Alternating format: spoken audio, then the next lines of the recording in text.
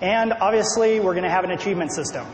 So we're going to have full achievements within Star 2. It's going to be hopefully even a better system than World of Warcraft because, I feel like the World of Warcraft system was great, but, in Blizzard fashion, we've learned a lot from it, and we're going to try to improve upon that within Starcraft 2. So you'll be able to get achievements in the game, and then this is just an example of what the in-game interface looks for it.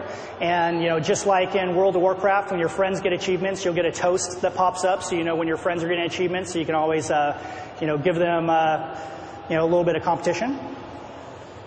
And the most important thing is that the achievements is going to be how you get kind of the icon system for War 3, but we've kind of amped it up quite a bit.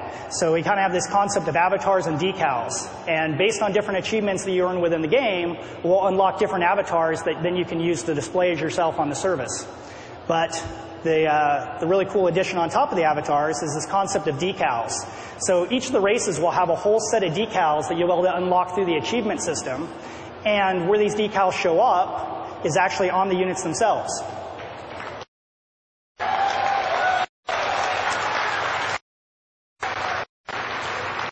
So there'll be like all kinds of things you can unlock and all kinds of things you can kind of display to your friends. And it's also a system that obviously as we kind of continue the game, we can add more and more of these things over time. All right. So now I'm going to go back to the PowerPoint and talk about the next section. So the quick summary of the Always Connected experience is that we're doing it's the fully integrated experience. You're always connected to your friends. Another little side benefit is your game's always going to be up to date because as soon as you log in, we can check for patches and make sure that you're completely up to date.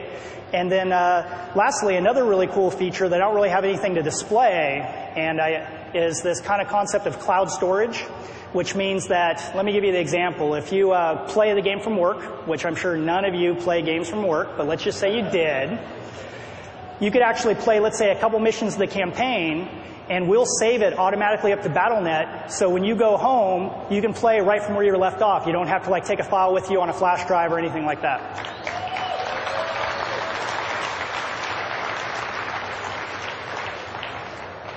All right, so now I'm going to talk about the concept of the competitive arena for everyone.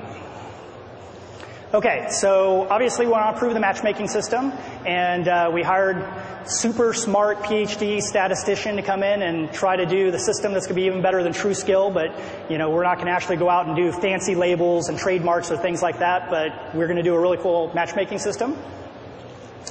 And one of the big things we want to do is try to make sure we have play options for everyone to enjoy. Whether or not you're a hardcore multiplayer gamer, you're a co-op player, or whatever you are, we want to make sure there's plenty of different ways to play the game.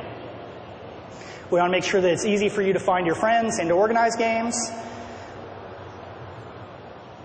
And so here's the thing about ladder play.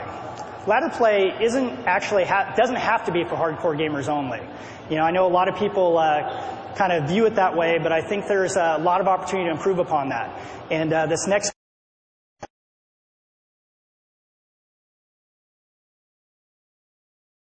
dude is a competitive ladder player.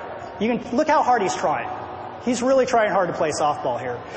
But the thing is that we all have experience playing competitively in our everyday lives.